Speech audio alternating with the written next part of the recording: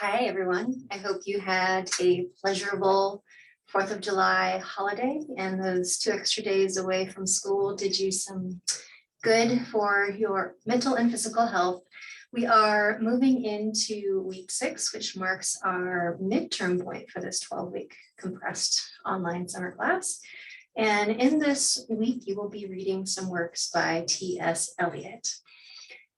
Mr. Eliot. I remember reading T.S. Eliot's The Love Song of J. Alfred Prufrock when I was a college sophomore at North Dakota State University. I went to NDSU for a bit before transferring to Minnesota State. And I hated the poem. I hated the pretentious nature of T.S. Eliot. And I just didn't get it. I didn't understand it. It seemed overly complicated. It seemed fussy and fusty and pompous and complainy. And I had no time for it. As I have now entered my 4th decade of living, I'm coming around to Mr. Prufrock and his love song. There's something about, I think, aging and living and having experiences that are not always pleasant or successful that gives you a better appreciation for some of his writing. So a little bit of background on T.S. Eliot. Like Chopin, whom you read a couple weeks ago, Eliot was also born in Missouri, and he eventually would immigrate to Great Britain when he was about 25 and would become a British citizen when he was around 39 or 40. So when you listen to the recordings of his reading, you can tell that he has a somewhat affected accent. He does not sound like a Missouri native, and he kind of sounds like a combination of a very poshly schooled American who has been living in the UK for a while. He has a very clipped way of speaking. He enunciates very well, and he has made a tremendous impact on poetry and even literary criticism.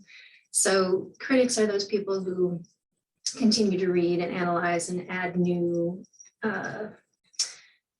perspectives and ways of seeing great works of literature. And Eliot was very much against being overly nostalgic and sentimental. He did not want to praise people for being inventive or new. He wanted us to be entrenched in the tradition of great literature. He fills his poetry with allusions to other great works. And there's an expectation when you read T.S. Eliot that you have also read those other great works.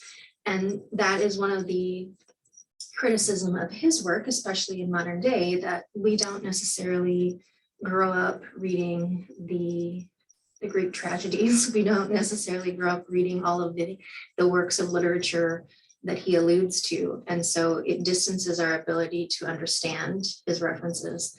And if you, when reading The Love Song of J. Alfred Prufrock or The Wasteland, get lost, get frustrated, have no idea what he's referring to, sit in that. That's okay. You might find, like me, that you hate this work right now at this point in your life, and that you will maybe continue to not like it, or you will come back to it and appreciate it.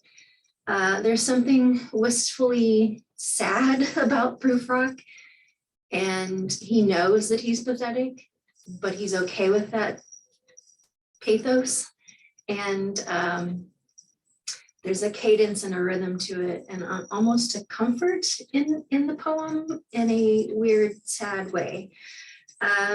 So as you read these works, be okay with not always understanding everything going on in them. Maybe you strive to like a particular stanza or a particular metaphor, or just how he sounds when he reads his pieces.